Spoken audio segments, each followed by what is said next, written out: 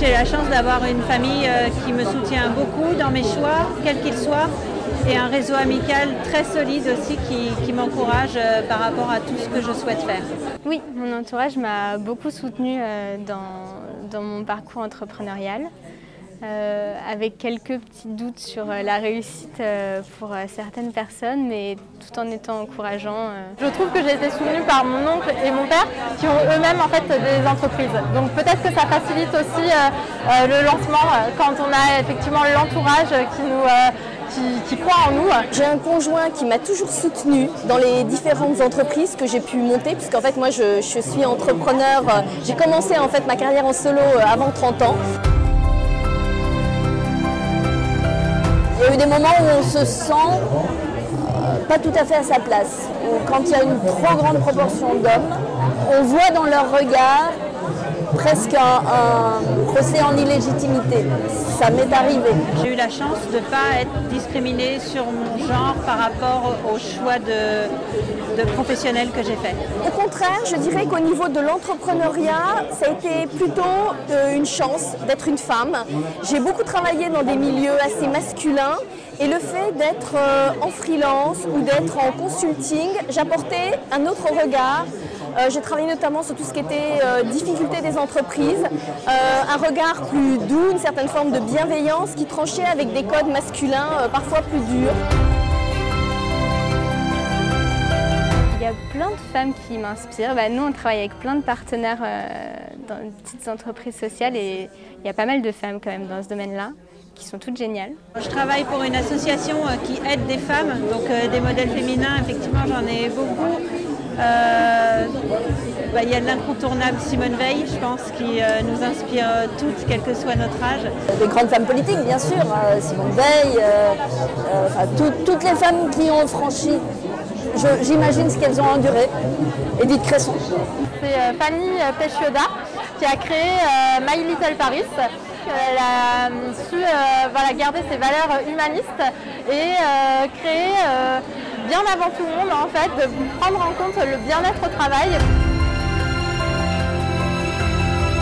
J'ai un mari qui lui a fait une carrière internationale et j'ai dû renoncer à certaines choses pour le suivre. Mais l'entrepreneuriat m'a justement donné une chance. C'est que l'entrepreneuriat m'a donné cette faculté, cette possibilité de rebondir dans des environnements différents, dans des pays différents. Ça a été ma façon à moi de pouvoir continuer à mener une carrière professionnelle comme je le voulais, à ma façon, en me la créant moi-même. Au moment où je suis devenue maman, c'est la première fois de ma vie où j'aurais aimé à ce moment-là être salariée et peut-être prendre un petit peu plus de temps pour moi. Comme on a quand même moins de temps parce qu'on a une charge familiale, on va dire, de couple, d'organisation de la maison et de l'éducation des enfants qui est malgré tout toujours plus prégnante que pour un homme. Donc le chemin n'a pas été aussi facile sûrement que pour un homme. En fait, tout simplement parce que les femmes n'entreprennent pas comme les hommes. Ça, c'est un constat qu'on fait depuis des années. On constate que les femmes souvent mettent plus d'affect en fait dans ce qu'elles font. Et nous, justement, on est là en fait pour leur donner des clés, de leur permettre de voir loin, de voir grand. Je pense que c'est juste des stats en fait. C'est juste qu'on se rend compte qu'il y a 30% de femmes qui entreprennent et pas 50%. Et entreprendre au féminin, c'est trouver la raison pour laquelle ces femmes entreprennent pas plus. Mais en effet, un plan de financement, ça n'a pas de sexe. Il n'y a pas de raison que les femmes ne soient pas capables d'en faire autant que les hommes. Les femmes, ce n'est pas un réflexe aussi spontané que les hommes que de créer leur entreprise. Donc tout ce qui dit aux femmes qu'elles peuvent être chefs d'entreprise est une bonne chose. Quand on est une femme et qu'on est créatrice d'entreprise, on se met quelques blocages, on ne s'autorise pas un certain nombre de choses. Et donc du coup, pour nous, c'est hyper important de pouvoir permettre à ce qu'elles se retrouvent entre pairs pour pouvoir parler de leurs problématiques du quotidien. Elstart, l'entreprise que nous avons montée, va plus loin que donner de simples outils.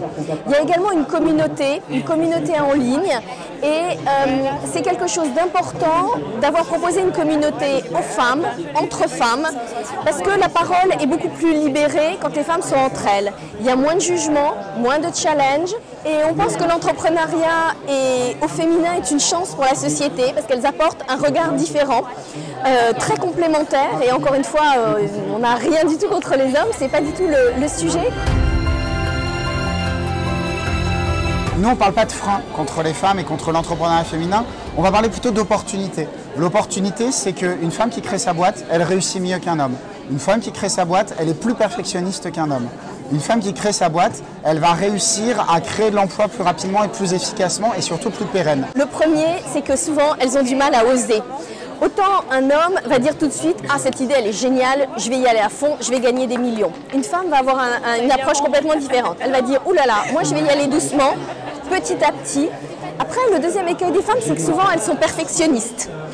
Et ça, elles veulent trop bien faire. Et donc, elles vont attendre avant de se lancer parce qu'elles veulent que tout soit parfait. Une femme aussi va avoir beaucoup plus de mal à demander de l'aide, à demander des financements. Ce serait déjà de se faire accompagner. Ça, c'est un conseil, on va dire, général. De se faire accompagner par un réseau ou par une personne, un expert comptable, etc. Et puis de croire en elle tout simplement, d'échanger, de partager aussi avec d'autres femmes qui rencontrent les mêmes difficultés. Faites-vous accompagner. 83% des entreprises accompagnées et portées par des femmes sont pérennes à 3 ans. Ce n'est pas tout à fait le cas quand on n'est pas accompagné. Prendre le temps de bien se préparer, de tester le marché, d'aller à la rencontre de ses clients, de réfléchir au business model et de faire un maximum de choses pour se préparer avant de se lancer.